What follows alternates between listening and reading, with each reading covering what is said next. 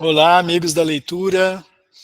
Nos reunimos hoje para expor as nossas considerações sobre o livro A Vida Invisível de Eurídice Gusmão, a obra de Marta Batalha, escolhida como livro do mês de março. Por imposição legal, especialmente a Lei Geral de Proteção de Dados, a LGPD, Lei 13.709 de 2018, obrigo-me em salvaguardar juridicamente a instituição Emeron e este projeto coletivo, Clube de Leitura, salientando que os presentes para todos os fins em direito admitido autoriza a utilização das imagens e vozes constantes em gravações, fotos e filmagens decorrentes da participação no evento promovido pelo Clube de Leitura nesse dia 5/3/2024, assim como autoriza a divulgação de eventuais apresentações em slides sob responsabilidade do clube e ou da Escola da Magistratura, ressalvadas a referência autoral. As imagens, vozes e apresentações poderão ser exibidas em apresentações e publicações e divulgações por meio do portal, dos perfis em rede social e do repositório institucional da Emeron, bem como de outros sistemas de disseminação de informação e do conhecimento. A autorização neste termo especificada é gratuita e por prazo indeterminado, e os presentes nada terão a reclamar a título de direitos conexos à voz e imagem. Hoje é dia 5 de março de 2024. Daqui a pouquinho, à medida que entrar mais membros aqui na reunião, eu vou disponibilizar a lista de presença. Até a Thelma falou na última reunião, né, Thelma? Que para mim, vamos lembrar o Hernandes de colocar a lista, porque nós esquecemos na reunião da segunda reunião do mês de fevereiro, nós esquecemos de colocar a lista, disponibilizar a lista. Então, quando me esquecer, por favor, me lembrem disso. Hoje eu estou lembrando, mas eu não vou disponibilizar agora, porque ainda tem um número pequeno, daqui a pouquinho eu disponibilizo. Daí vocês acessem o link e preencham.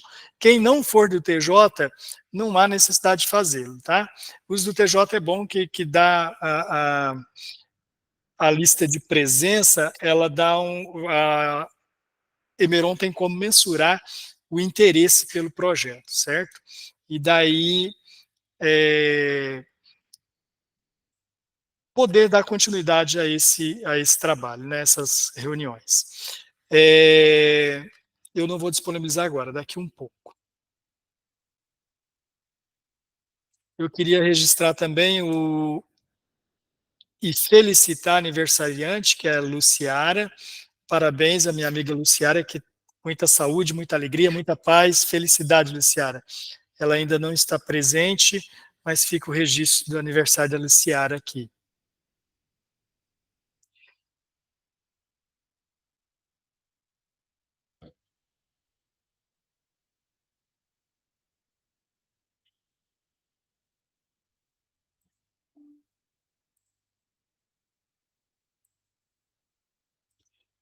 Só um instantinho que eu já...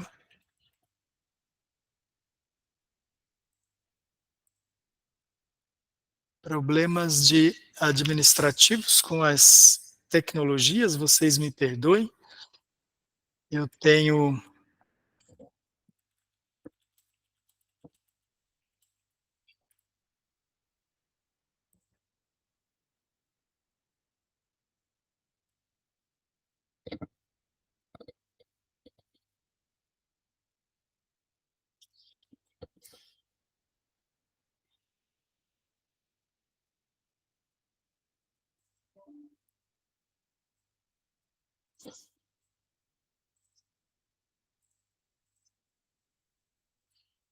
um monte de coisinhas que a gente vai fazendo e daí a gente vai esbarrando na tecnologia aqui, tá?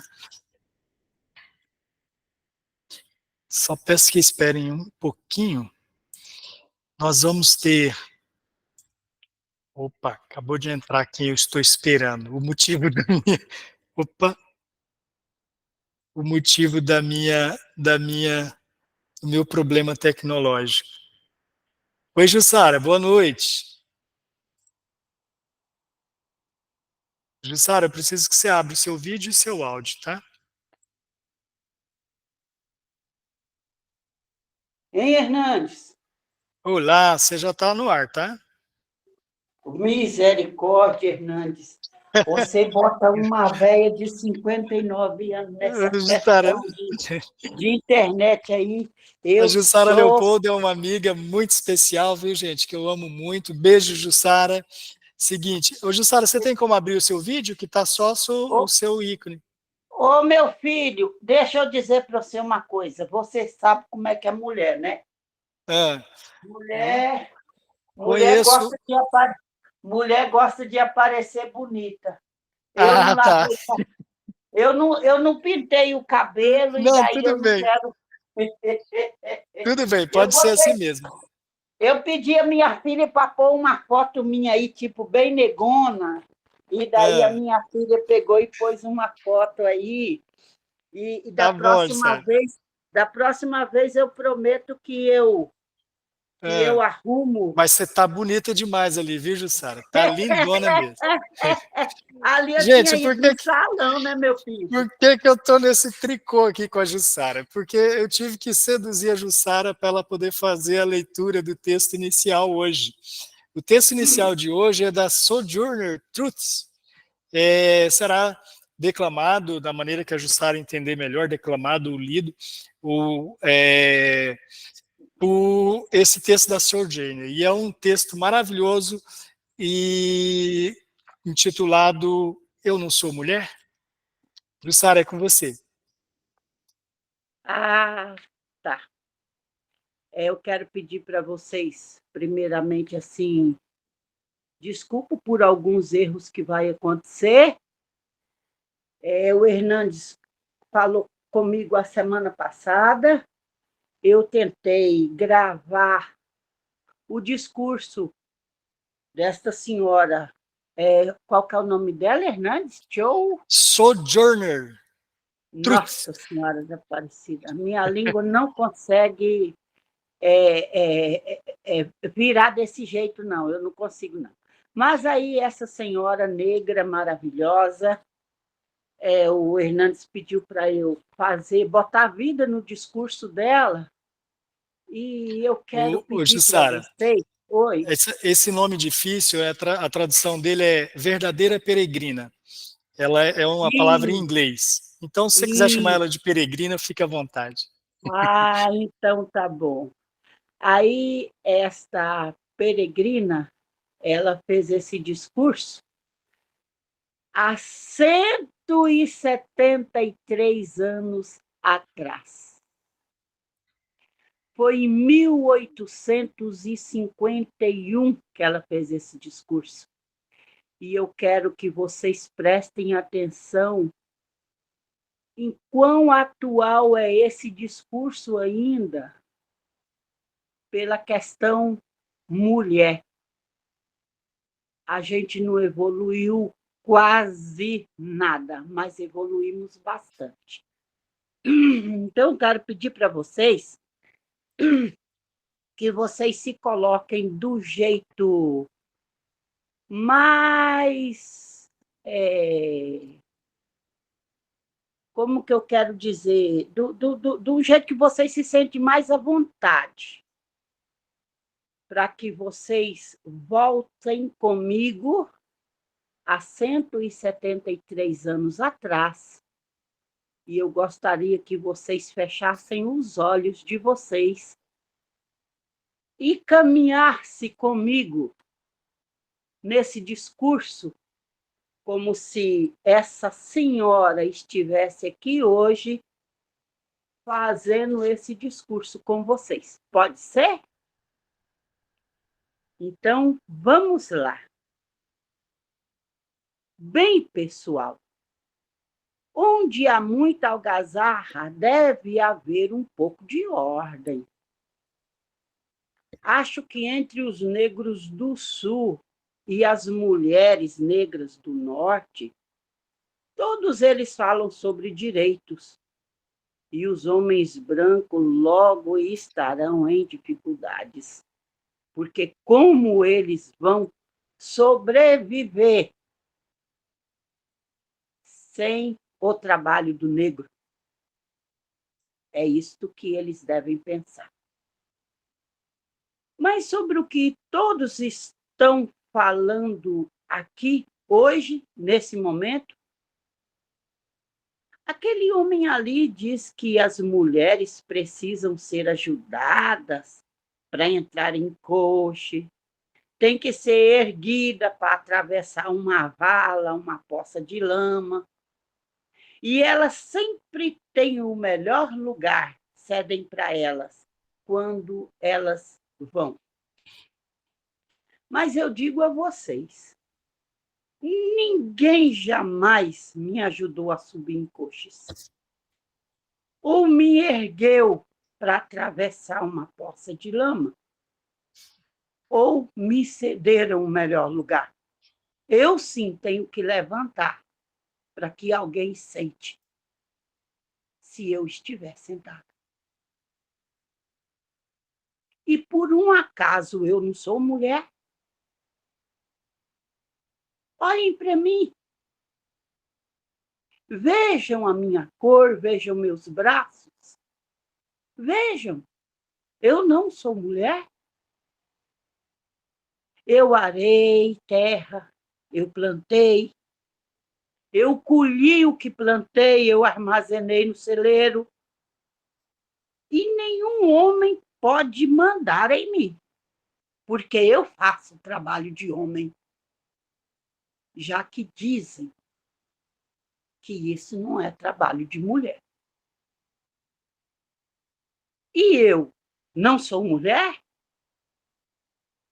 Eu podia trabalhar e comer tanto quanto um homem, quando eu tiver chance. E também posso usar o chicote do mesmo jeito que os homens usam. Por quê? Eu não sou mulher?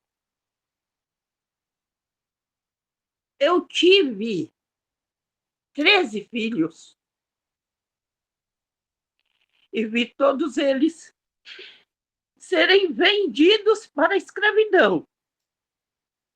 E quando eu bradei alto a minha dor de mãe, ninguém me ouviu, a não ser Jesus Cristo. E eu não sou mulher? Daí eles falam dessas coisas da cabeça, que a mulher não tem esse tal de intelecto. É isso, meus queridos e minhas queridas. Dizem que mulher não tem intelecto, por isso que ela não pode ocupar cargos importantes. O que é que isso tem a ver com o direito da mulher, esse tal de intelecto? O que isso tem a ver com o direito da mulher? Se o meu copo tem a metade e o seu copo, homem, está cheio, por que você me impede de completar a minha medida? E então, aquele senhor ali de preto, ele diz que as mulheres não podem ter tantos direitos quanto os homens, porque Cristo não era mulher. E de onde é que vem o seu Cristo? De onde ele vem? Porque o meu Cristo, o que eu conheço, ele veio de Deus através do Espírito Santo de Deus, mas ele veio também de uma mulher. E o que o homem teve a ver com isso? Nada. O homem não teve nada a ver com isso. Foi Deus, o Espírito Santo e a mulher. A mulher, Deus, quando Lázaro morreu, Maria e Marta foram até Jesus e pediu a ele com fé e amor e imploraram que ele ressuscitasse o irmão delas. E aí vem o menor e o mais lindo versículo da Bíblia, que diz assim: e Jesus chorou. Esse é o menor versículo da Bíblia. E Jesus chorou. Aí em seguida diz que Jesus disse: Lázaro, vem para fora. E Lázaro veio para fora vivo, com vida. E eu pergunto mais uma vez: e como é que Jesus veio ao mundo? Através de Deus que o criou, mas também através de uma mulher que o pariu. E agora eu digo para vocês, meus amados ouvintes, uma frase que eu, Jussara, ouvi. Ela diz o seguinte: o mundo é composto de 50% mulher e os outros 50% de homens, mas todos nascidos de uma mulher. E aí eu pergunto: homem, nessa sociedade de hoje, qual é o seu papel? Terminou, Hernandes. Jussara, maravilhoso, surpreendente, emocionante. Seu texto, você dá vida para o texto, é maravilhoso. Obrigado, viu? Obrigado pela sua Obrigada a você. participação, pela reflexão que esse texto traz. É lindíssimo ver isso, a Sojourner, ela era escrava, analfabeta e tinha essa sabedoria toda, né? A dor fez nascer nela um conhecimento, uma sabedoria. Depois, ela não morreu analfabeta, viu, Jussara? Ela foi para uma comunidade Quaker e tinha que ser algo bem ilhado mesmo da sociedade americana, né, naquela época, para uma negra ser alfabetizada, né? Tanto que as lutas pelo direito de frequentar universidades veio até os anos 60, dos anos 60 do século 20, né? E isso aconteceu lá há 170 anos, né? E ela foi para uma comunidade Quaker e lá ela foi alfabetizada. Daí ela volta para as comunidades negras e sai disseminando o evangelho e podendo ler e construir os seus sermões a partir da leitura que ela mesmo fazia. É um personagem lindíssima das sufragistas norte-americanas, uma história muito bonita. E você deu vida ao texto dela de uma maneira fantástica. Obrigado, Jussara. Sufragista, eu li, corri atrás para saber o que significava sufragista.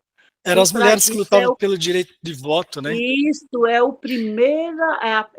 a primeira luta que existiu, né? Foi lá na época dela que existiu, e ela também fazia parte dessas mulheres para conquistar o direito do voto. Olha para vocês verem, em 1851, as mulheres lutando pelo direito do voto. E no Brasil nós fomos ter o direito do voto em 1900 e o quê? Em 1930, entre 30 e 40, né? Entre esses Eu não 1930 e sei, eu não sei precisar a 1940 data. que a mulher no Brasil foi ter o direito a voto e não ser votada. Ser votada foi bem depois.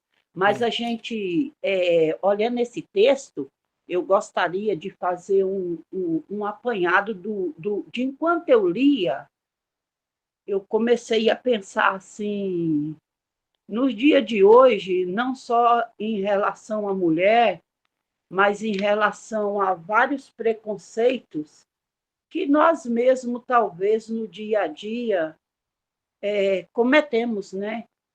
o gari que passa pegando lixo na porta da nossa casa. A gente não é capaz de sair na porta e cumprimentá-los, agradecê-los pelo trabalho. O morador de rua que está sentado na calçada, a gente talvez tenha até nojo de estender a mão para ele e cumprimentá-lo. Um cachorro que está pedindo comida, um gatinho que chega miando. Não estou dizendo que é para pegar tudo para botar para dentro de casa, não, que a gente fica doida. Aqui em casa tinha mais cachorro do que gente. Tinha 7 cachorros dentro de casa, eu fiquei doida. Você vai emocionar a Glaudene agora. A Glaudene é desse jeito também. Jussara, obrigado pela colaboração, tá? Esse texto ele é pertinente para esse mês, para o livro do mês, devido tratarmos do mês em que as reflexões são sobre o papel da mulher e a maneira como a sociedade a trata, né? E eu acho que ele calha ricamente aos debates. A indicação de leitura desse mês é da nossa leitora Magda Benites. Magda, obrigado por apresentar essa pessoa, essa personagem tão bela, por sua dedicação, inventividade e visão além de seu tempo. E pelo magnetismo da nossa Eurídice Guzmão. Eu digo que eu entendo o Chico Guzmão. A Eurídice é alguém para companhia nos almoços de domingo, quando eles estão bem perturbadores, é hora de ter uma Eurídice para a gente mergulhar no saber, no conhecimento, naquelas conversas bastante bacanas, né? Que os livros dela certamente contêm, e eu fico na dúvida se este é um livro dela ou não, né? Se esse é o livro que está encadernado na estante dela.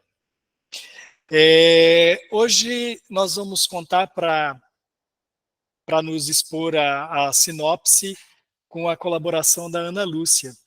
Boa noite, Ana Lúcia. Boa noite.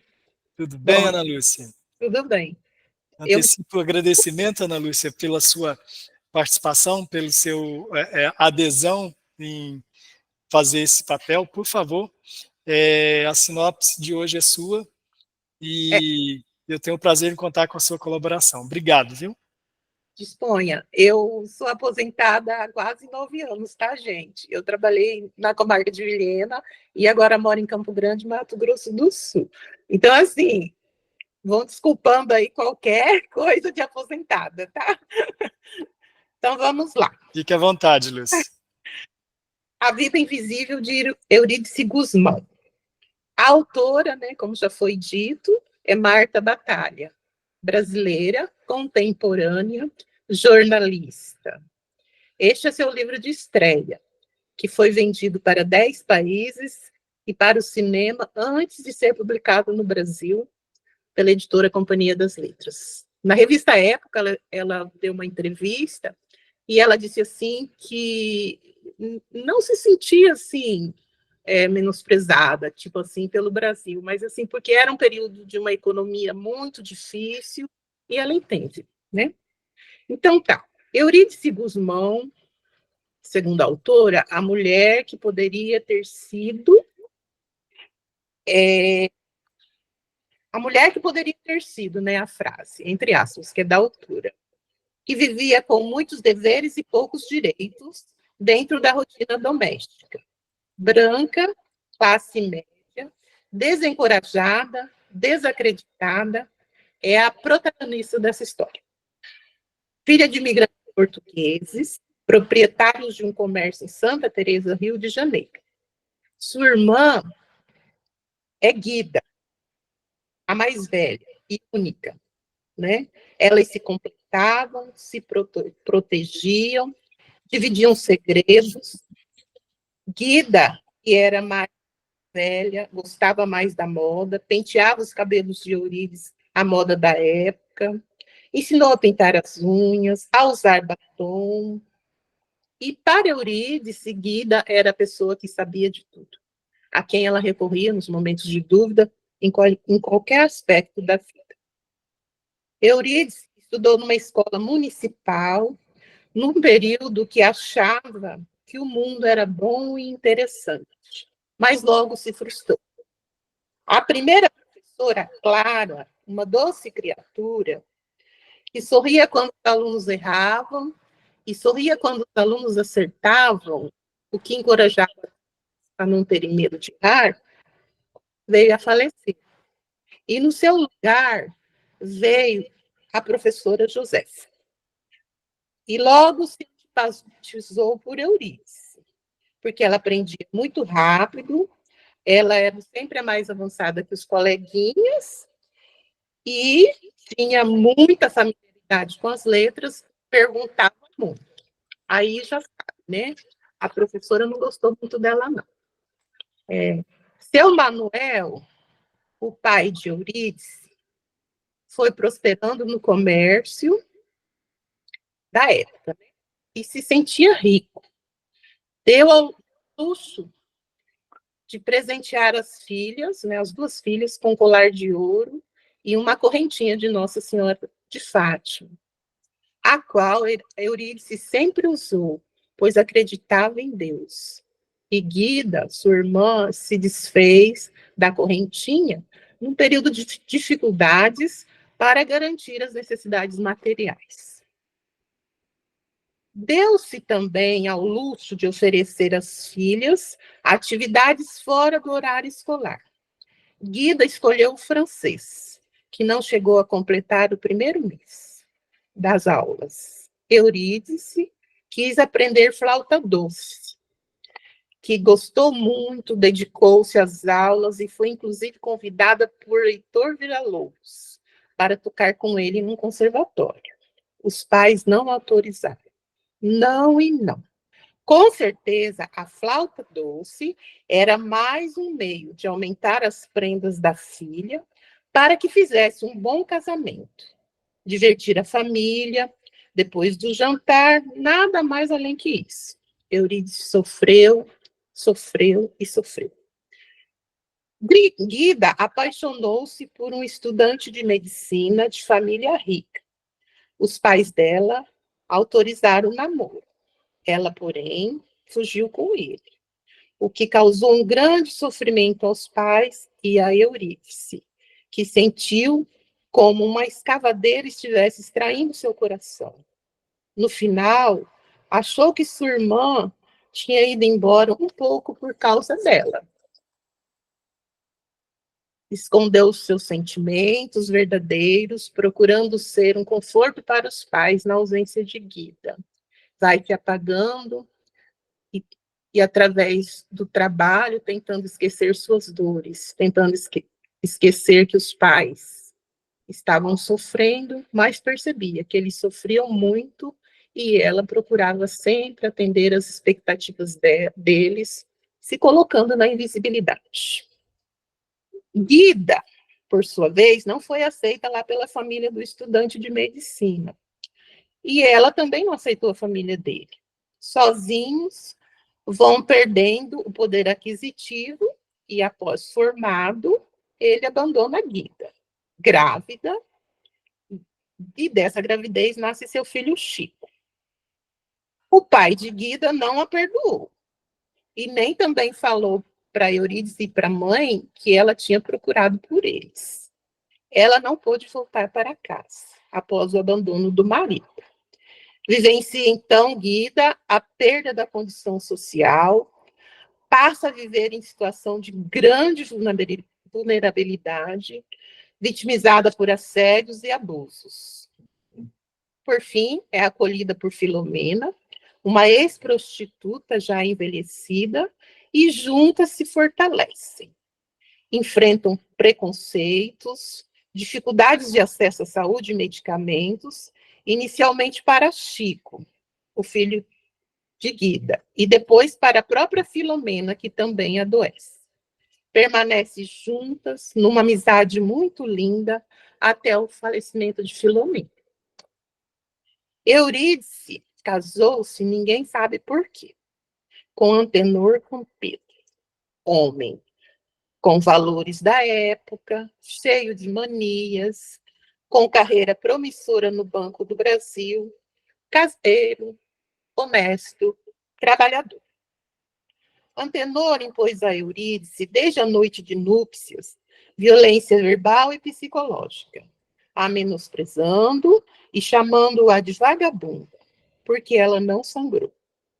Isso repetia-se a cada 2 a 3 meses, quando, após tomar um uísque, chorava e repetia o assunto e a chamava de vagabunda, vagabunda, vagabunda. Antenor, na época, concluiu que era melhor não se separar da esposa, porque ela sabia desaparecer com os pedaços de cebola dos alimentos que oferecia a ele, lavava e passava muito bem e tinha um traseiro bonito. Eurídice, anos depois, procurou um médico que a informou que, no caso do sangramento, poderia ocorrer, sim, de não sangrar. Mas ela jamais falou isso com o marido, porque sabia que ele não entenderia. O casal teve 2 filhos, Cecília, chamada de linda pela família, e Antenor, chamado de homem pela família. Ela não queria mais ter filhos, por isso arrumou uma forma de afastar o marido. Engordou exageradamente e, depois de afastá-lo, foi fazendo aos poucos uma dieta. A vida deles ficou mais tranquila com a chegada de Maria das Dores, uma empregada doméstica, negra, periférica, invisível.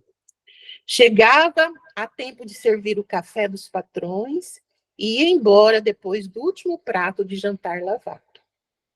Começava a jornada às 7 da manhã e ia embora às 8 horas da noite. Mãe de 3 filhos, que criava sozinha, e quando pequenos ficavam acorrentados no quarto para se manterem longe das facas e fogos da cozinha. Deixou os patrões 2 anos após a mudança deles para Ipanema, porque apresentou dores nas pernas, tinha necessidade de uma cirurgia, eles pagaram os benefícios, deram por fora uns tantos cruzeiros, e das dores sumiu no mundo, tão quietinha como sempre viveu na casa dos patrões. Eurídice, quando da contratação de Das Dores, e os filhos já estavam na escola, passa a correr atrás de uma atividade que a permitisse achar maiores significados em sua vida. Cozinhando, depois costurando, escrevendo, ou o que fosse possível. É frustrada em todas as tentativas. Inicialmente foi frustrada pelos pais e depois pelo marido. Ela tem talento para tudo que coloca nas mãos. É brilhante, muito inteligente, mas que coube viver a vida esperada, a vida doméstica. Um dia, olhando para o vazio, descobre um universo à sua disposição. Na estante de sua sala, vários autores. Tolstói, Shakespeare, entre outros. Passou a ler e a datilografar. Datilografar e ler. Nesse inteirinho, Guida retornou do casamento, a mãe já havia falecido, Guida se dispôs a cuidar do pai que estava doente, Eurídice passou a estudar na universidade, quando a filha e o filho, cada vez mais distantes dela, e também o marido. Ela volta-se cada vez mais para si, introspectiva, datilografa e lê. Datilografa e lê. Após o golpe de 64, passou a escrever com mais raiva. Enviou textos para diversos jornais que nunca foram publicados, mas continuou escrevendo, escrevendo e escrevendo. Aí, para finalizar, eu vou ler a nota da autora no final do livro, né? Porque é bem interessante. Não se sabe se os escritos de Eurídice receberão algum dia a devida atenção. Talvez, após a morte da autora, quando Cecília estiver arrumando sozinha, Cecília é a filha, né? O escritório de Eurídice, porque Antenor estará chorando uma represa de lágrimas, acumuladas desde o dia em que viu o corpo de Maria Rita. Ela tem um tempinho de folhear os papéis da gaveta. Ou talvez Chico, o filho de Guida, para quem Afonso e Cecília darão a tarefa de organizar o escritório e a permissão de ficar com os livros que lhe interessassem por ser tão ligado à tia. Ou mesmo Afonso, ainda um pouco atordoado pela morte da mãe, que entre organizar o closet de Eurídice e seus papéis, dirá: eu quero os papéis. Cecília fica com o closet, na vã ilusão de que assim ficará mais longe do cheiro da mãe. Ou Guida, chamada por Afonso e Cecília para cuidar das coisas de Eurídice, porque se pudessem, recorreriam à própria mãe para pedir auxílio em atividade tão dolorosa. E na falta da mãe, é a tia a quem se recorre. Mas não Antenor. Este não conseguirá olhar para nada que pertenceu a Eurídice. Na consequência de ter os olhos de novo transbordando e de dizer: Eurídice era uma grande mulher. Eurídice era uma grande mulher. De qualquer forma, se alguém, algum dia, achar na principal gaveta do escritório a encadernação de papel ofício, contendo na primeira página o título A História da Invisibilidade, e tiver a sabedoria de ler aquelas páginas, entenderá que é um livro importante demais para pertencer a apenas uma biblioteca. Muito obrigada. Maravilha, Ana, obrigado, viu? Obrigado pela participação. Essa história, eu acho que você escreveu um conto aí agora. Ficou bem legal, bem encadeado, né? As coisas bem... eu sou péssimo para fazer uma sinopse de uma história, porque eu fico procurando ligar uma coisa com a outra e ficou maravilhosa. Obrigado, viu? Obrigada. Gente, nós temos um inscrito. À medida que ele for falando, vocês vão inserindo as inscrições, tá? Eu vou anotando, mesmo que às vezes desapareça ali, como aconteceu na outra reunião, eu estou anotando. Caso alguém queira, no meio da fala de outra pessoa, fazer interrupção, me avise no chat que a sua inserção precisa ser após a fala de quem estiver falando, que eu daí furo a fila. Mas esse furar a fila não poderia ser a participação, teria que ser só um comentário curto sobre o que o outro falou, tá? Para nós evitarmos que a pessoa interrompa a fila e daí fale tudo que ele teria para falar, tá certo? Diógenes Machado, é contigo.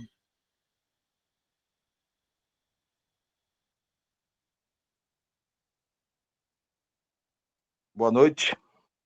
Boa noite a todos. Vou ser bem breve. Eu já até falei esse negócio para o Hernandes, né?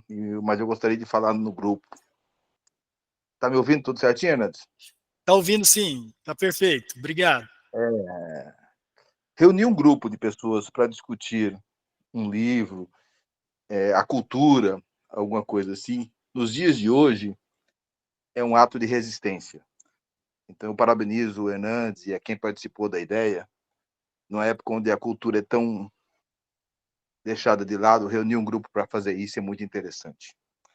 Dito isso, do livro, eu vou ser bem breve para falar o seguinte: eu li o livro e eu lembrei da minha amiga Dênia, que ela falou assim, que é muito difícil você ler um livro como se fosse por obrigação, é como se fosse um crítico para você ler. Você não escolhe a época, tem época que você tá para ler um livro mais de humor ou outra coisa, e às vezes você pega um livro específico para você ler, não é tão fácil, mas esse foi muito bom. E sobre o livro, o que eu senti muito, assim, que eu vi muito Nelson Rodrigues nele, até por falar do Rio de Janeiro, dos bairros do Rio de Janeiro, da época do Nelson Rodrigues. Eu toda hora ficava pensando, a qualquer momento o Nelson Rodrigues vai assumir a narrativa e vai trazer a grande canalice, a grande loucura. Mas é um livro de pequenas canalices, de sutilidade, bem sutil nas suas canalices, né? E é sobre isso que eu quero falar sobre o livro, o quanto que ele me levou a Nelson Rodrigues. E se nessa mesma ideia, quando se acham que quem escreveu o livro foi Eurípides, eu acho que sim, porque tem muito teria que ser uma pesquisa gigantesca pelas citações que tem no livro, personagens famosos que estão no livro, desde Olavo Bilac, vai muita gente. Então, o livro ele me trouxe muito essa ideia. A qualquer momento, Nelson Rodrigues assume a narrativa e a menina vira a dama da lotação ou algo assim. É isso, Hernandes. Obrigado. Obrigado, Diógenes. Rapaz, eu tinha até feito uma nota em que eu acreditava alguns trechos a Nelson Rodrigues. Eu falei, ela tem no caso a Marta Batalha, né? Ela tem aquela pitada de Nelson Rodrigues de crônica. Ela escreve como se ela tivesse escrevendo uma crônica, como você falou, a Dama de Lotação, que é aquela coisa do cotidiano do subúrbio de uma cidade grande em que o marido sai de manhã para trabalhar e ninguém sabe o que está acontecendo na vida dele. Você vê, esse cara, ele é apresentado como vice-presidente do Banco do Brasil de uma forma extremamente assim, discreta, sem uma percepção da importância de um cargo desse. Mas por quê? Porque não é para tratar da importância dele, como ela fala, né? Ali, essa história não é a história deles, é a história da Eurídice, da Guida, os demais ali no entorno não tem não tem um papel de destaque, nem um papel de destaque, né? Mas eu percebi isso também, o Diógenes, dessa questão de Nelson Rodrigues. Não tem ninguém com a mão levantada, se alguém quiser falar, fique à vontade. A Miriam. Miriam, por favor.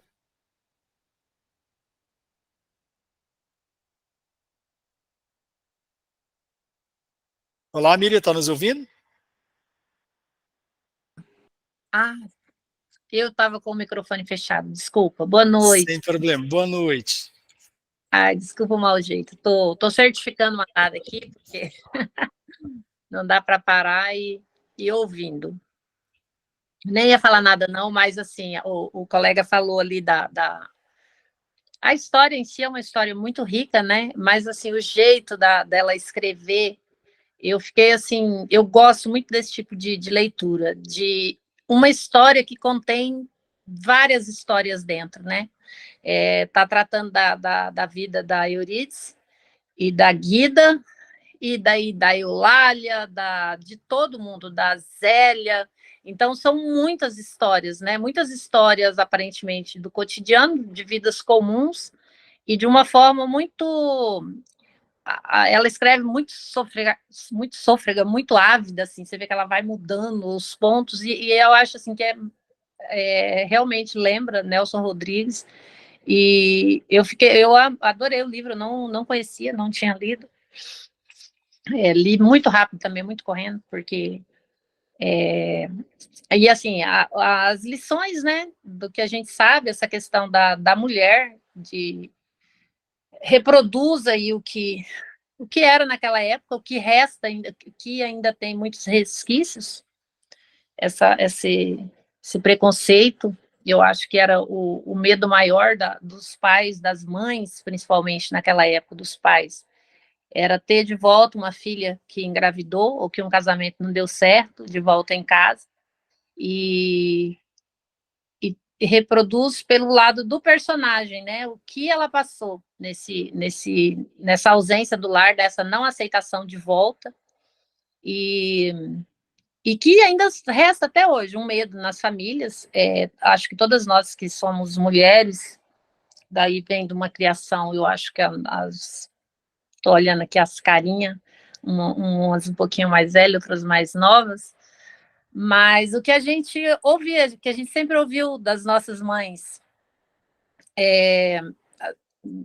que era o medo de uma filha, sempre é recomendação de adolescente. Eu penso que hoje muitas coisas mudou, mas era o medo de uma filha grávida, né? Aí alguns mais ignorantes, outros não, outros mais duros, outros não, que se engravidasse não tinha como morar em casa e coisas desse tipo, e que é bem reproduzido no livro, e que aparenta ser a pessoa daí que não seria mais respeitada e tal, né? Então, assim, eu gostei bastante mesmo, acho assim, e a escrita dela, principalmente, a forma de escrever, de uma riqueza, né, de detalhes, você vê que ela muda o tempo todo a escrita, insere ali N coisas e não falta compreensão, não atrapalha a compreensão, na verdade, prende, né, e, e acho que é isso, deixa eu ver se eu tinha... era isso que eu queria falar, tá? Obrigada. Miriam, obrigado pela sua participação. Nessa questão, Miriam, até o pai dizer para ela que ele não tinha outra filha que não fosse a Eurídice, ele já tinha ido atrás dela uma vez. Até nisso, esse livro é interessante e quebra alguns paradigmas, porque ele vai atrás, mesmo a filha tendo fugido, ele vai, passado algumas semanas, ele vai atrás do pai do Marcos para poder arrumar a situação, né? Então, em certa medida, ele ainda rompe com toda aquele modo de vida daquela época, né? Mas daí, num dado momento, teve um limite, porque daí a esposa dele já tinha... acho que a esposa dele não tinha morrido ainda, né? Que ela volta, daí ele não... já volta com a criança, né? Talvez por essa razão, já ter uma criança na relação, né? Como você colocou. Obrigado pela participação, Miriam. Oi.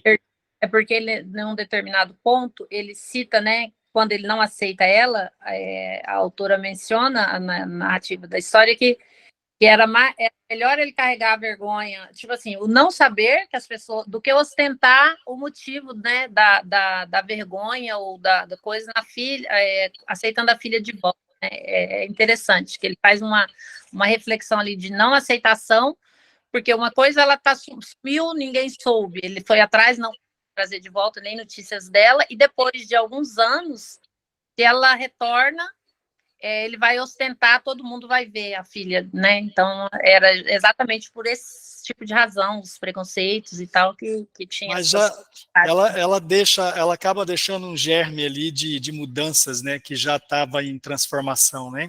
Que parece já mover o modo de vida das pessoas, né?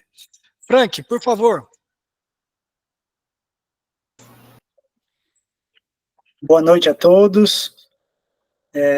Prazer novamente estar reunido com vocês. Me ouve bem, Hernandes? Está ouvindo, sim, está perfeito. Ok. Então, eu achei interessante a história que é contada no livro, principalmente pela capa, né? A gente é uma capa que não tem um rosto, né? Então, você vê que, assim, meio que a autora está identificando muitas pessoas que passam por essa vida despercebidas, né? Então, eu fiquei bastante curioso de entender por que um livro com uma capa que não tem um rosto, né? Então, eu cheguei a pensar que é a vida de muitas pessoas que passam por essa tem histórias que não são conhecidas, né, ou são ignoradas. Eu achei bastante interessante. Também fiquei bastante chateado com um trecho assim do livro, no momento em que ela tem os seus sonhos frustrados, né, que ela está no auge ali dos seus trabalhos de costura, e o marido fica chateado e briga com ela e pede para ela parar com aquele sonho dela. E daí eu mesmo fiquei muito chateado, tipo, poxa vida, algo tão interessante para que ela não ficasse só reclusa dentro de casa, sem fazer nada, e o esposo poderia ver isso com bons olhos, mas lógico que a cultura da época, né, ela não permitia certos tipos de comportamento para as mulheres, né. Infelizmente, hoje também a gente vê que não mudou muita coisa, né, em certos lugares, e até mesmo no nosso país. Mas é algo que deixa a gente, quando você lê, você mergulha mesmo na leitura, você fica insatisfeito, chateado com essa postura do marido dela. Então, foi bastante insatisfatório para mim ver esse tipo de postura, e também que ainda existe hoje em muitos locais, né, em muitas casas por aí. E é bastante interessante a gente discutir essa questão, né, porque pode ser que isso aconteça perto da gente, né, no vizinho ao lado, talvez esteja acontecendo isso, né. E outras coisas que o livro aborda, sempre tem esses parâmetros de vizinho ali do lado, coisas acontecendo nos vizinhos, né, e hoje a gente vê muito aí abusos que são cometidos aí perto da gente, né, preconceito, discriminação, injustiças. Então, o livro aborda um pouco essas questões, elas estão nas margens, nas entrelinhas, né, então a gente pode observar também essas situações. É isso. Obrigado, Frank. Frank, se me permite, eu faria 2 comentários sobre a sua fala. Uma é a questão dos cadernos. Você se chateou com o fato dele jogar os cadernos fora. Os cadernos nessa história não é só um caderno, há 3 cadernos. Tem o caderno da Zélia, que era um caderno azul. Tem o caderno da Rita, que era um caderno de verso. A Rita era a mãe do Antenor, que ele viu, morreu envenenada. E tem o caderno da Eurídice, que era o caderno de capa negra, que era o caderno de culinária, que é esse que você reage negativamente à reação do Antenor diante do livro que ela escreveu de culinária, certo? O caderno de verso provoca a mesma coisa, apesar dela ter a Maria Rita ter um marido compreensivo, ela não era vista como uma poetisa, como uma artista. E ela falava, eu sou uma alma livre. E ele, porque chegava em casa e via as crianças, né, sem banho e tal, e a casa bagunçada, ele cobrava a arrumação da casa e ela ficava pensando no caderno de versos dela. E esse caderno, o fato dela não poder se dedicar ao caderno e ter que se dedicar a essa coisa na casa, a tira da vida, né? E a Zélia é a mesma coisa. A Zélia ela se torna a fofoqueira do bairro em vingança, numa forma de reagir ao que fizeram com o caderno dela, né? Ela se torna essa pessoa maldita no bairro por causa do caderno. Então, o caderno, nessa história, ele iconiza os sonhos em construção. Ali, quando você está edificando para a realidade o seu sonho, é através do caderno, nas 3 mulheres, na Zélia, na Maria Rita e na Eurídice. Eles vão para o caderno. E a Eurídice fica não só nesse caderno. Quando ela está escrevendo o livro de culinária, ela usa o caderno. Quando ela começa no corte e costura, que ela começa a fazer os modelos dela, ela vai à papelaria e teve que comprar outro caderno. Daí volta a escrever no caderno as medidas e tal. E quando ela vai para a máquina depois de escrito a invisibilidade, ela encaderna a invisibilidade e guarda no escritório. Então, nos 3 mulheres, a presença do caderno é a figura dos sonhos. O caderno guarda os sonhos dessas mulheres. E elas... desculpe a intervenção. Eu falei que seriam 2. A outra é quanto à invisibilidade no rosto. Todos têm a capa do livro, não há necessidade de exibir a capa do livro. Mas o rosto invisível, ele me lembrou muito, e a sua fala, do quadro do René Magritte. Por quê? Todos conhecem aquele quadro do René Magritte em que ele tem uma maçã na frente do rosto. E a arte do Magritte, ela é definida como quebra de convenção por ele mesmo. Ele mesmo retratava que os seus quadros tinham esse propósito, de quebrar convenções. Então, o rosto era coberto ou pela pomba, ou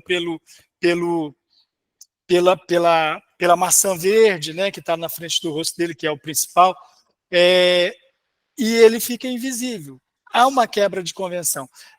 Eu penso que essa capa, que é da Cláudia Espíndola, com a ilustração do Bruno Romão, ela tem esse propósito de beber um pouquinho no Magritte e mostrar essa quebra de convenção. Essa pessoa invisível, ela está invisível porque é imposta essa invisibilidade a ela para que ela não exiba, não promova essa quebra de convenção que o Magritte propõe. Obrigado, Frank. Em Hernandes, também ela poderia, não sei se vocês já foram em locais onde, por exemplo, no Nordeste tem muito, ali na orla da praia tem alguns locais que tem aquelas imagens lá dos cangaceiros e você coloca seu rosto ali para tirar uma foto. Talvez ela também quis idealizar isso, né? Sendo que a pessoa colocasse o rosto ali, ela se identificaria com essas histórias, né? Poxa, essa história é parecida comigo, da minha vizinha, né? Ou a minha própria, né? Então, possivelmente também tem essa conotação, né? Se eu colocar meu rosto ali, se eu fizer um buraquinho ali naquela imagem, eu vou colocar meu rosto, isso se adapta à minha história, harmoniza com o que eu vivo diariamente, né? Talvez também tenha essa ideia, né? Muito bom essa sua... Eu acho que tem tudo a ver essa sua análise, eu acho fantástico. Por favor, Bruna. Obrigado, Frank. Boa noite, pessoal. Eu vou deixar minha câmera desligada. Vocês estão me ouvindo bem? Como você achar melhor, Bruna. Fique à vontade, estamos ouvindo sim. Eu achei muito interessante a leitura desse livro e, para mim, foi difícil não ler o livro com um nó na garganta. Eu passei o livro todo me perguntando quem eram ou quem são as Eurídices da minha vida. Quem são as Eurídices que passaram por mim ao longo da minha vida? E facilmente, assim, ao longo da história, eu pude identificar a história da minha mãe, da minha avó, da minha bisavó, e todas as histórias que vieram das minhas ancestrais e outras histórias de mulheres que são contemporâneas minhas, né? Eu sou uma mulher jovem, eu tenho 35 anos, o livro se passa ali pelos anos 40, 50, por ali, um pouco mais à frente, mas mesmo assim, eu acredito que é uma leitura que a gente tem que fazer com o olhar aberto para o hoje, porque a Eurídice ainda está vivendo entre nós, a mulher invisível ainda vive entre nós, e às vezes a mulher invisível sou eu, às vezes a mulher invisível é uma das colegas que está aqui. A gente vive num mundo machista, e para os homens que estão nos ouvindo, não basta só não ser machista, você tem que ser antimachista. Então, às vezes está numa roda de conversa ali, ouve um papo meio atravessado, é importante que se manifeste contra aquilo. E também eu fico olhando assim para a invisibilidade daquilo que a mulher faz enquanto trabalho doméstico, enquanto cuidado. Hoje existe uma economia chamada economia do cuidado que movimenta milhões de reais por ano e ela é uma economia invisível. São as mulheres, as mães que têm dupla, tripla jornada, que cuidam da casa, trabalham fora, cuidam dos filhos, cuidam de algum parente acamado, e essas são sempre questões que são voltadas para as mulheres. E essas mulheres são invisibilizadas de toda maneira possível, né? Então, quando a gente lê esse livro, apesar de se passar em outros tempos, é impossível não trazer ele para a nossa realidade, e ele é um livro extremamente atual. Não tem como fazer essa leitura sem olhar para o lado ou olhar para a gente mesmo e verificar que, às vezes, a gente mesmo está sendo invisibilizada, né? Está sendo esquecida, alguma vontade nossa está sendo deixada para trás, ou que dentro da nossa própria casa existe uma Eurídice sendo esquecida também. Era isso.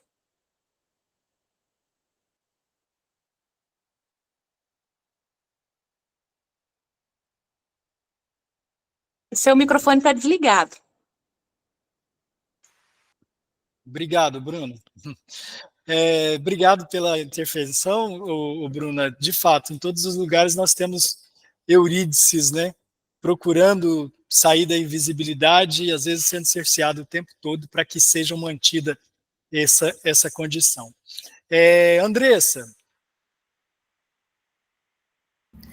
Na verdade, eu até abaixei a minha mão, mas já que você me deu a palavra, então eu vou falar um pouquinho. Por favor, fale. Eu vou manter a câmera desligada também, mas vocês estão me ouvindo, né? A gente vê vários traumas durante o livro, várias violências, né? Não só da Eurídice, mas também da Guida, da empregada, que várias vezes é identificada só como neguinha do cabelo pichain. São inúmeros, né? É uma leitura muito fácil de ser feita, mas, como a colega disse, a gente passa o tempo todo com nó na garganta. É fácil de entender, é fácil de ler, mas a reflexão que traz... Acho que não tem uma página que não tem uma reflexão que você não possa fazer um pouquinho mais, pensar um pouquinho mais sobre ela. Mas uma parte do que... E até coloquei aqui nos comentários, que a gente também tem falado sobre isso, que ela falou também sobre a economia do cuidado, que inclusive foi o tema da redação de 2023 do Enem. Então, a gente vem falando sobre isso, mas às vezes eu fico pensando no que a gente faz, né, de concreto para ir mudando essa construção, né, porque acho que a gente já está passando do momento de só falar sobre, acho que a gente tem que começar a agir mais. E aí eu lembro da Zélia, porque a Zélia, inclusive, você citou, ela se tornou a chata da vizinhança, né, dita assim, a pessoa amargurada, né, por causa da história dela, que ela não da situação da vida dela. E aí tem uma parte do livro que eu fiquei pensando bastante, porque eu tenho criança em casa, próximo, né? Ela falou assim, a mãe dela fala bem assim, um dia ela vai descobrir que a vida não é tão fácil assim, mas não precisa ser hoje. E aí aquela frase me pegou de uma forma, porque assim, a gente fica podando as crianças o tempo todo, né? A gente poda muito, então... Eu acho que, então, não estou falando aqui também para deixar a criança fazer o que quiser, tá? Não é isso, gente, não me interpretem mal. Mas eu acho que a forma como que as crianças vão ser educadas vai dizer muito sobre a sociedade futura, né?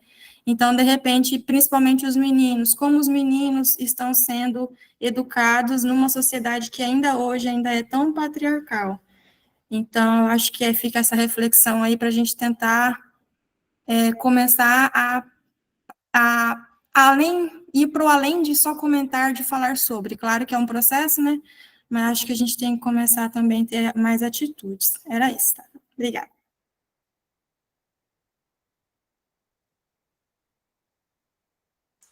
Obrigado, Andressa.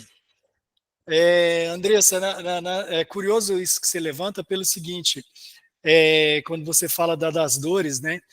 Dentro do mundo de uma mulher invisível, que é a Eurídice, que ela diz, ninguém vale muito quando diz ao moço do censo que no campo profissão ele deve escrever a palavra do lar. Nesse mundo invisível da dona do lar, ainda existe a das dores, que é invisível até dentro daquela casa, né? Então, tem camadas e camadas de invisibilidade que a gente vai mantendo, inclusive, né? Sim, de uma profundidade muito grande o tema. Valeu, obrigado pela sua participação. Daniela, é você. Boa noite, pessoal. Estão me ouvindo aí? Tá bem baixinho, Daniela. É melhor você falar um pouquinho mais alto. Melhorou aqui, assim? Isso. Tá melhor? Melhorou, né? Isso, agora ficou bom. Então, assim, eu anotei aqui algumas reflexões e assim como a Bruna falou, aí eu também concordo. Eu li esse livro e também não tinha como não ter assim, momentos de reflexão. Toda vez que que eu lia algum trecho, eu parava e pensava, nossa, realmente a gente se vê, né? Ou então identifica alguma Eurídice na vida. E coisas aqui que eu li também me adequava, me encaixava, né? E a minha reflexão, até eu fiquei pensando, né? Até gostaria de ouvir algum homem falando sobre esse livro. Se também não sente essa mesma, se não tem essa mesma sensação que a gente tem, né? De ler e se sensibilizar, né? Porque assim como tem a vida invisível de Eurípides, existem muitas Eurípides espalhadas por aí, né? E eu vi, deixa eu ver aqui, eu separei um trecho aqui, deixa eu pegar aqui do livro aqui. Achei interessante a questão dela ter mencionado que o destino fez a personagem... Estou perdida aqui.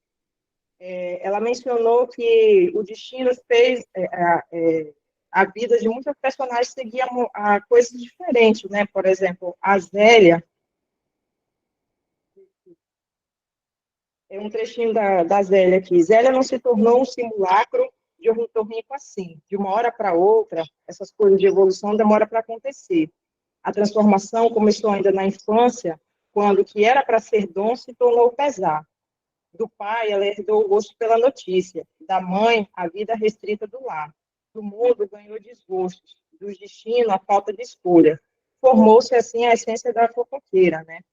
Então, eu achei interessante que ela sempre mencionava o histórico de uma mulher, né, o motivo para ela ter chegado naquele local, ou ser o que era, né, a formação da personalidade, e também as escolhas, né, que a gente vê que tanto a escolha da Guida, de ter fugido e de ter feito a vida dela, também levou a um destino não muito bom, né? E também o fato da Eurípides também não ter escolhido seu destino, mas ter deixado a vida levar e seguir, ela também chegou num outro extremo, né? Então, esse livro, ele também, eu achei interessante, porque ele vai contando a história das mulheres, umas porque ficaram dessa forma, devido à questão de infância, e outras por escolha não tão boa, né?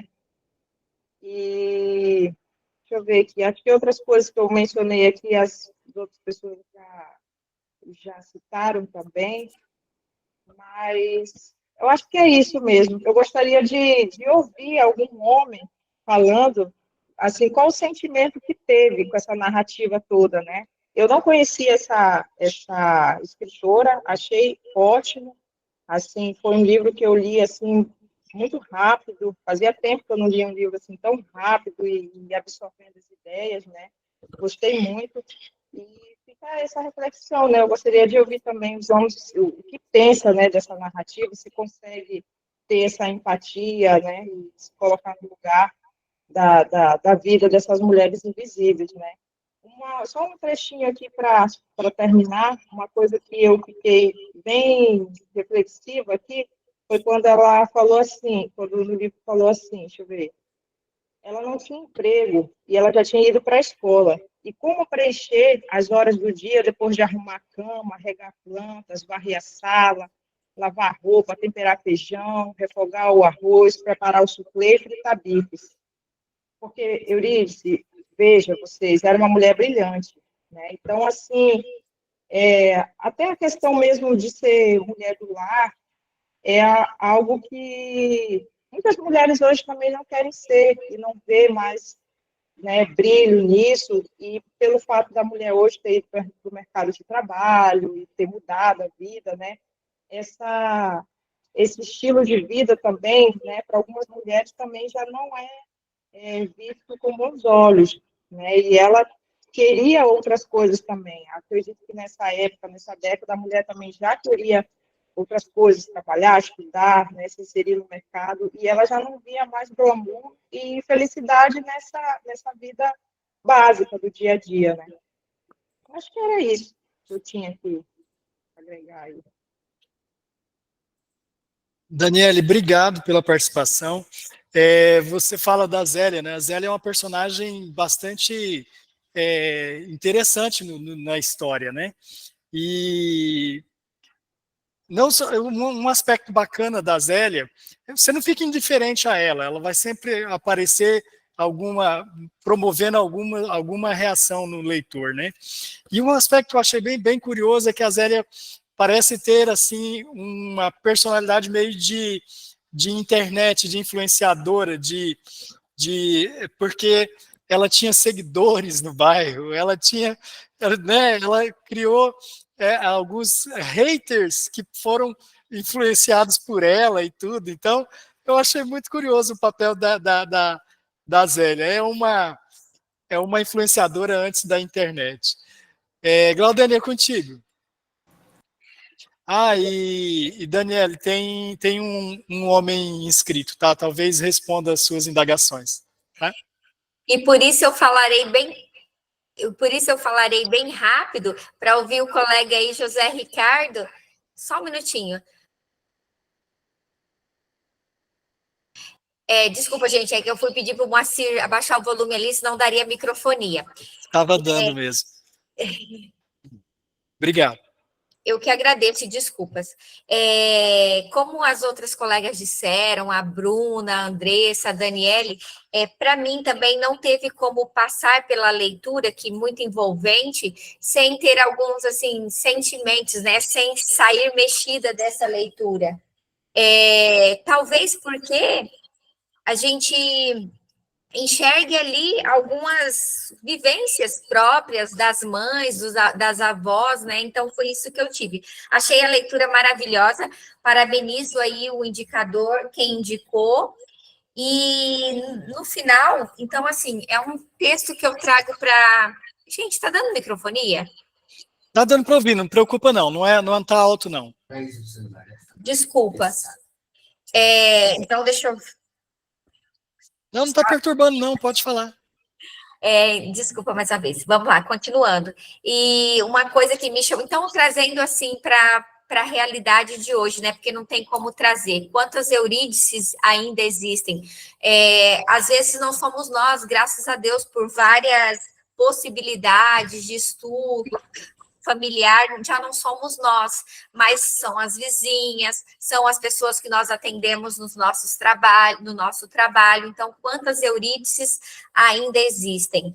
E daí, o final do livro, quando diz toda aquela questão lá, que quando encontrassem os relatos da Eurídice, que são grandes demais para ficar numa biblioteca, né? Então, para mim, ficou a reflexão. Como esses assuntos precisam ser propagados, como nós, mulheres e homens, precisamos falar disso, da invisibilidade das mulheres e de de outras pessoas, né? Que acabam matando a vida, matam os sonhos e consequentemente matam a vida. Então, achei muito lindo lá quando diz que é grandioso demais para ficar numa biblioteca.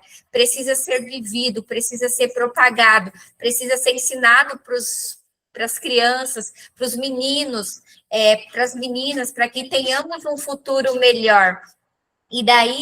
E nós somos agentes de transformação. O fato de nós estarmos aqui já significa isso, né? Que nós somos agentes de transformação. Estamos dispostos a falar sobre isso. E uma coisa assim que o Hernandes até comentou e que me chamou muita atenção e tocou muito foi a questão da Maria das Dores, a empregada. Porque daí eu pensei assim, nossa, Eurídice tem tantos... é tão sufocada, é tão apagada, é tão invisível, e ela, na dor dela, que não é grande, não é isso, eu sei que a história era da Eurídice, permeada aí por outros personagens, mas ela é o principal, que ela não conseguia também enxergar a dor da Maria das Dores, né? Então, assim, para mim ficou uma reflexão também, de, mesmo na dor, tentar olhar para o outro, que às vezes eu ainda consigo ajudar o outro e ressignificar a minha dor. Aquela coisa de nos unirmos para sermos mais fortes, tanto homens como mulheres, juntos lutarmos por algo melhor, né? Então, assim, quando a história da Maria das Dores, que como o Hernandes disse, era mais invisibilizada ainda, uma camada estava mais apagada do que a Eurídice. E, assim, muito feliz pela leitura, muito feliz por estar aqui, e é isso, uma pequena contribuição. Obrigada. Rica contribuição, o Glaudênia, sempre, né? Obrigado, viu? Vamos ouvir o J. Ricardo. Ricardo Simões, por favor.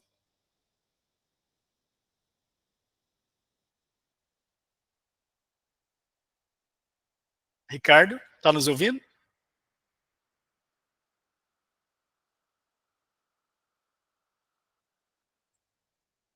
Opa, Opa, pode falar. me confundi aqui com a habilitação do microfone. Tudo bom, gente? Eu acho que eu acabei. Me ouvem, né? Sim, está ouvindo. Eu acabei levantando a mão bem na hora que a colega fazia a provocação, né?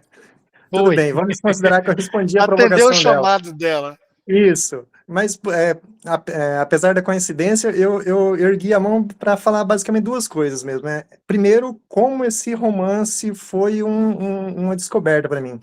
Porque eu acho que desde que eu li o Torto Arado, que eu não via um autor novo, né? Um autor que a gente não conhecia tanto, né? Com uma escrita de uma qualidade tão forte quanto dessa menina, dessa moça. A escrita dela realmente é algo que toca. Das histórias, dos trechos que mais me tocou, foi um trecho onde uma fala da Filomena. É um trechinho que eu gostaria só de ler para vocês, porque esse trecho ele me deixou com um nó na garganta, e era algo que eu não sentia há muito tempo, tanto lendo um livro, vendo um filme, algo do tipo. Fazia anos que eu não sentia algo assim quando eu li esse trecho. A mulher também tinha uma queda por recém-nascidos. Quando pegavam no colo, se lembrava dos 8 filhos que teve. 5 foram encaminhados para adoção e 3 foram sufocados pelo companheiro da vez nos fundos do cortiço. Olha, sinceridade, eu já estava lendo isso, eu acho que eu tinha começado a ler esse capítulo, só que eu parei de ler esse dia, porque eu não tinha condições de continuar. Esse trecho é de uma força, de uma dor, né, de algo que realmente me tocou demais nesse livro. Mais lá para frente é mais um trecho da Filomena que também me tocou de forma similar, e agora eu acho que eu não anotei. Então, realmente, é uma narrativa que me tocou de uma forma que eu não me sentia com relação ao livro há um bom tempo. Outra coisa é como todo livro brasileiro, né, de um autor que retrate a nossa... algum recorte da nossa história, realmente é difícil não fazer nenhum tipo de observação relativa à raça, aos conflitos sociológicos, a condição da mulher nesse caso específico, mas eu acho que esse livro, o que mais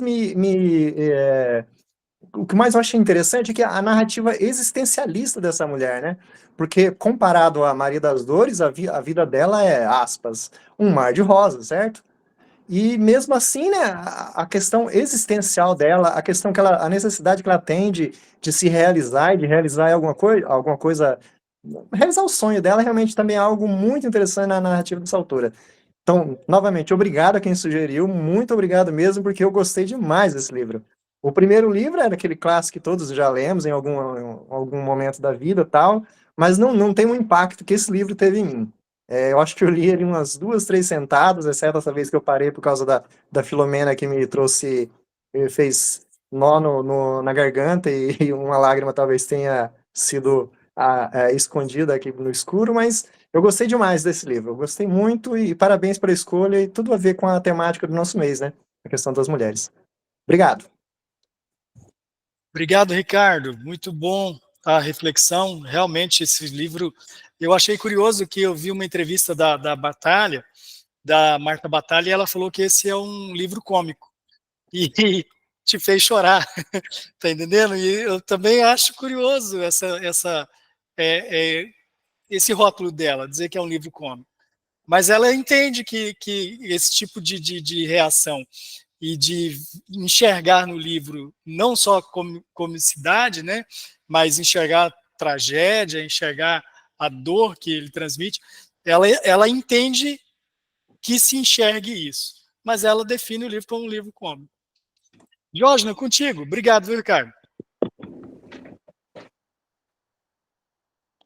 Hernandes, eu vou só finalizar aqui. Tá me ouvindo, né? Tá ouvindo, tá bem. Pode falar. Quando eu citei Nelson Rodrigues aqui em relação à autora, foi um elogio, porque o caminho dela foi perfeito. E é um livro de personagens muito fortes, mas os personagens fortes são só os femininos. A Filomena é muito forte, ela é impressionante, eu concordo com o colega, a parte dela é emocionante, você entendeu? E os personagens masculinos, cada um com seus dramas, que também contam no livro, né? O Antenor, que é mesquinho, o Marcos, que é covarde, o Antônio é fraco, mas cada um com seus motivos. Mas é um livro, essencialmente, para você olhar a mulher com a força que ela tem, que todas elas são muito fortes, cada um ao seu jeito. E como eu já sou um cara passado nas idades, eu já vi muitas mulheres próximas e desse jeito, né? Mas é um livro de mulheres. E concordo com a Glaudênia quando ela fala também da incapacidade da personagem principal de reconhecer na empregada também uma dor. E que também era uma coisa que acontecia muito há tempos atrás. Talvez hoje a gente veja de uma outra maneira, mas que marcou muito uma geração, né? Do jeito que era tratado o pessoal do serviço doméstico. É isso. Obrigado. Diógenes, obrigado pela participação. Eu acho curioso isso que você está falando, e principalmente do fato de ser um livro de mulheres, e que os personagens femininos são personagens fortes, e os homens não, né? E é curioso que, daí lá no final, ela dá as mãos a uma criança, né? Que é o Chico Guzmão. Então, a transformação, a coisa pode ser diferente, né? Traz essa esperança. Jussara, você havia levantado a mão, abaixou, você abdicou da fala? Não, não abdiquei da fala, não. Então, por favor, pode falar. Mais uma vez, boa noite a todos.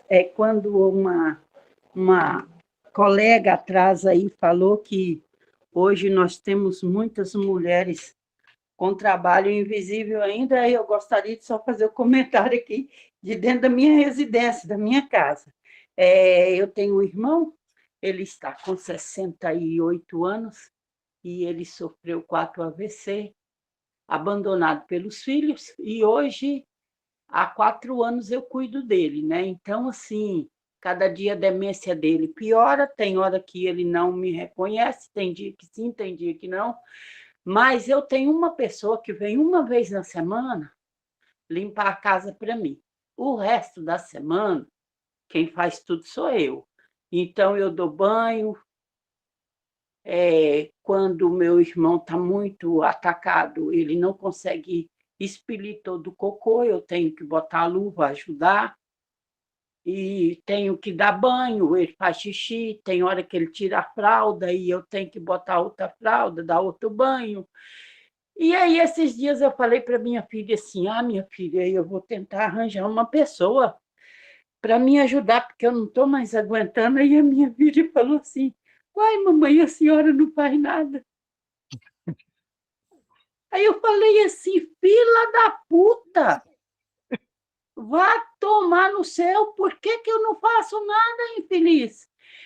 Quem dá banho, quem limpa, quem lava a roupa dele todo santo dia, porque ele arranca a fralda, faz xixi na cama, tem vez que faz cocô na cama, eu tenho que dar comida, tem hora que eu tenho que pôr na boca, porque ele engasga, ele vai pôr na boca, ele não para, eu tenho que ficar vigiando, eu tenho que dar água, eu tenho que dar remédio, boto roupa, não, mas é a máquina que lava. Eu falei, a roupa vai sozinha para a máquina, né, filha da puta? Não sou eu que levo lá, não, né?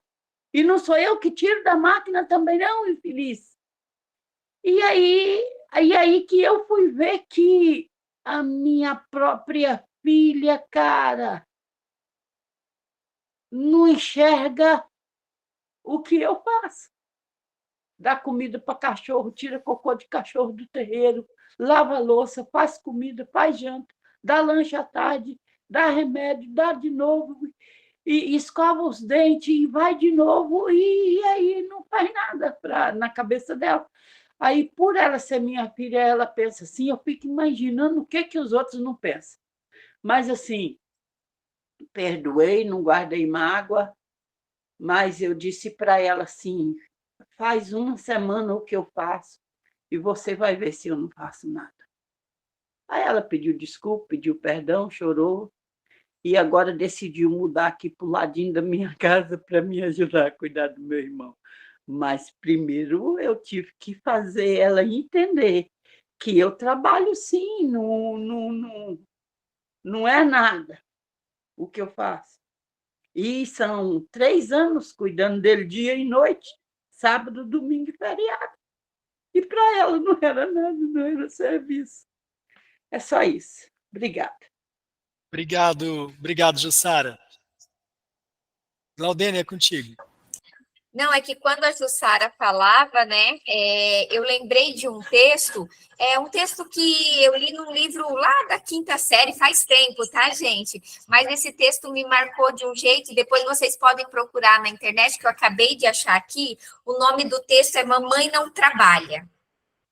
Então, assim, bem resumidamente, conta a história de uma mãe que acorda cedo, faz tudo, e quando o filho... Vou dar um spoiler, mas leiam, é bacana.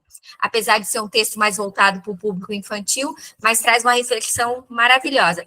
No final, quando a criança, já no final da noite, lembra que tem a tarefa de casa para fazer, ele tem que preencher um questionário.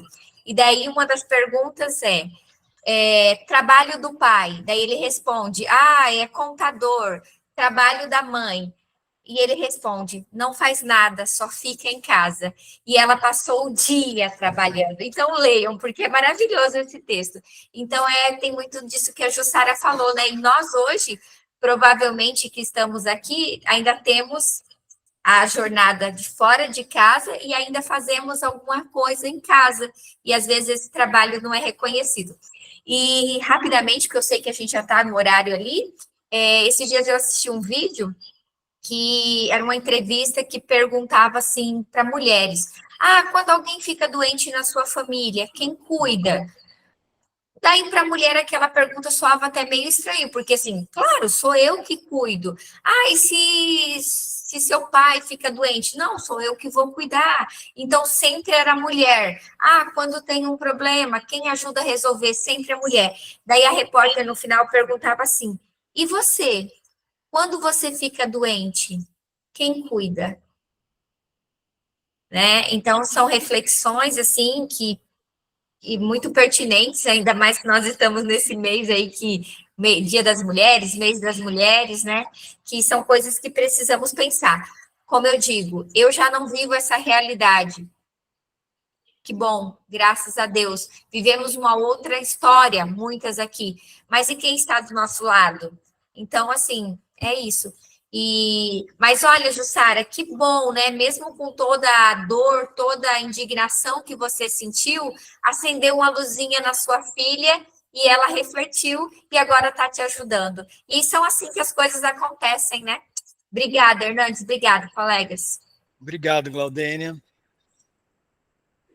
Como antecipei em oportunidades anteriores, é uma história de sonhos abandonados por força do condicionamento imposto às mulheres de diversas maneiras, seja por imposição despóticas, seja por força de circunstâncias que não deixam alternativa senão atender à condição formatada uniformemente para as mulheres. E assim foi com a personagem Eurídice e Guida também. Como acreditei que Eurídice, por seu brilhantismo, em algum momento sobreporia os balizamentos limitantes, acreditei que pela ousadia e coragem, a Guida também poderia romper com essa delimitação e viver os sonhos que Eurídice continuaria como projeção. Mas acabou afundando ainda mais na opressão das regras masculinas e sendo ainda mais explorada no mundo dos homens, com regras e condições impostas segundo as vontades dos homens. Até a patroa turca ganha os traços masculinos para poder humilhar Guida como incompetente cotidianamente. A ousadia de Guida, depois de um pedágio aviltante, é superada para retornar ao começo nas mesmas condições de quando partiu. Podemos julgar um final vitorioso para Guida, mas se observarmos, há algum ganho na trajetória que Guida percorreu? Claro que tem o Francisco, mas ela poderia ter o Francisco sem ter passado por toda essa trajetória.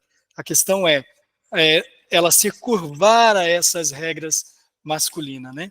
Que ela, no caso, não admitiu, que era, no caso, uma família rica que não a aceitava por ela ser de classe proletariada, né? O Leandro Carnal tem uma série no YouTube que propõe uma análise de Shakespeare sobre um olhar contemporâneo. No episódio que trata do amor, ele diz que em Shakespeare não há vitória do amor. Existe a vitória do dever social, da moral e a obediência às convenções sociais. Fugiu disso, tem consequência.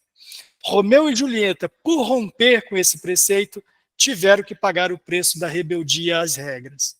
Enquanto Catarina foi feliz com Petrúquio, vez que se converte aos costumes vigentes socialmente. Em Shakespeare, se paga muito caro por romper com o ordenamento vigorante. Existe um conservadorismo que é imutável, e Shakespeare foi muito influenciado em suas criações pelas tragédias gregas. Ao ler Marta Batalha, a sensação que tenho leva a esse raciocínio do professor Leandro Carnal, dada a curiosa convergência da personagem Eurídice Gusmão com a personagem Eurídice da mitologia grega. A Eurídice, a grega, e o Orfeu viveu uma relação apaixonada, e isso provocou a inveja de Aristeu e Cirene. E por estar apaixonado por Eurídice e a outra por inveja mesmo. Cirene, então, se transforma em uma cobra peçonhenta e pica Eurídice e a leva à morte.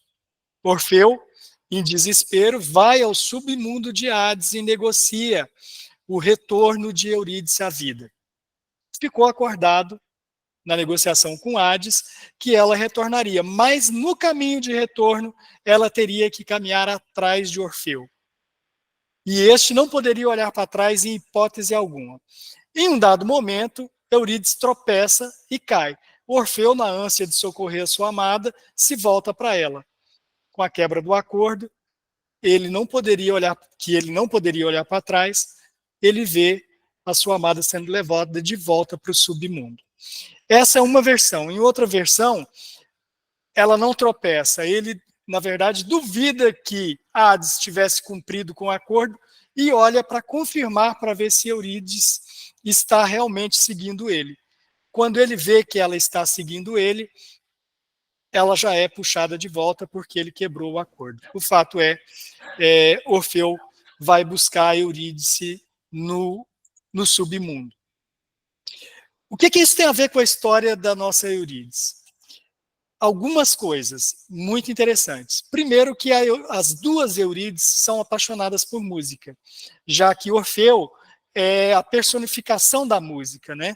Então, a música é que resgata, Orfeu vai lá e resgata a Eurídice, a mitológica do submundo.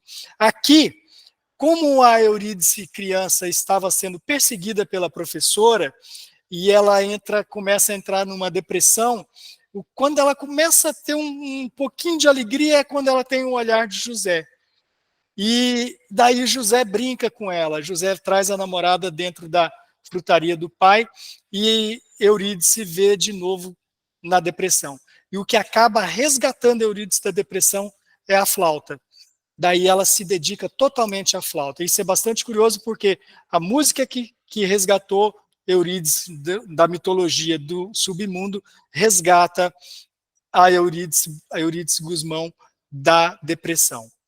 E isso não é um acaso, porque tem um momento em que o José olha para Eurídice e fala assim, o fato é que José olhou um bocadinho para Eurídice, só para ela saber que ele estava brincando, que era só uma brincadeira. O fato é, ele olha para ela da mesma maneira que Orfeu olhou para Eurídice lá na saída do submundo. Então, são diversos elementos aqui que convergem essas duas histórias, a Eurídice mitológica e a Eurídice de Marta Batalha. Não vou me estender mais, porque ainda tem a questão de que, mas vou ser bem breve nisso, porque o tempo já nos oprime. A Eurídice que não queria que a Eurídice fosse a Eurídice. Aqui eu vejo que é a Eurídice que não, como ela era dividida ao meio, uma que lutava para ser obediente às regras e às convenções, e a outra que lutava para ser ela mesma.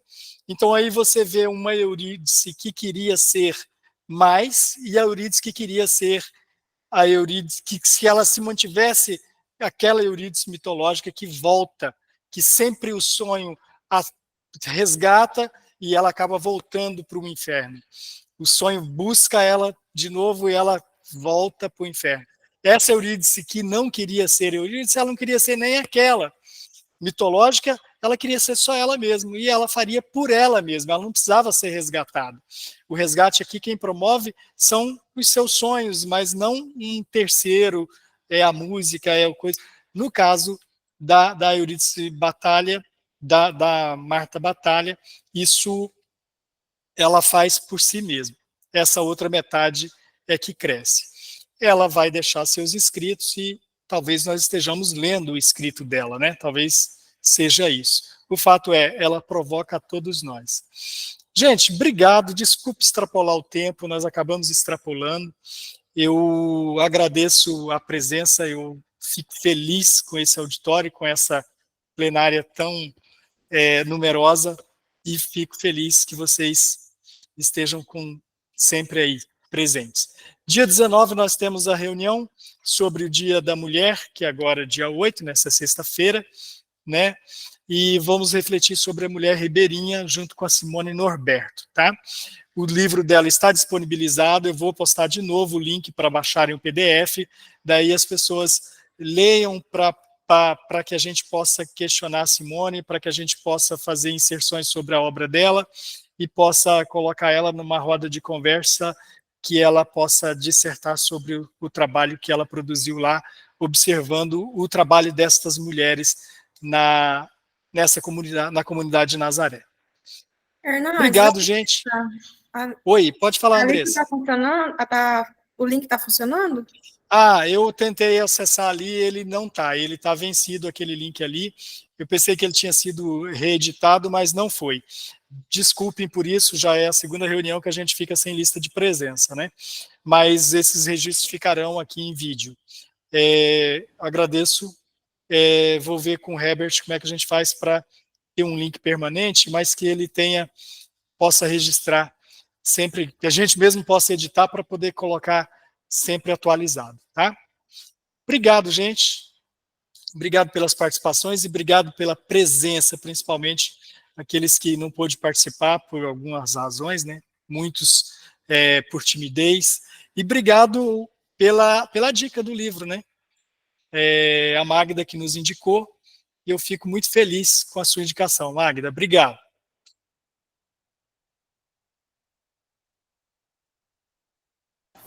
Tchau, tchau, gente. Boa noite. Falou. Tchau, gente. Boa noite. Boa noite. Tchau, tchau. Tchau, boa noite. Gostei demais, Hernandes. O próximo eu quero vir também, de novo, viu? Vai, eu te passo o link, tranquilo. Já me manda. Abraço. Boa noite. Tchau, tchau. Tchau, Jussara, beijo. Hernandes, foi maravilhoso ver você. Obrigado, Jussara. Obrigado, Ana Lúcia. Obrigado a todos. Tchau. Fica com Deus. Agora, e a gente vai se encontrar amanhã, Hernandes. Eu vou ter audiência 8 horas.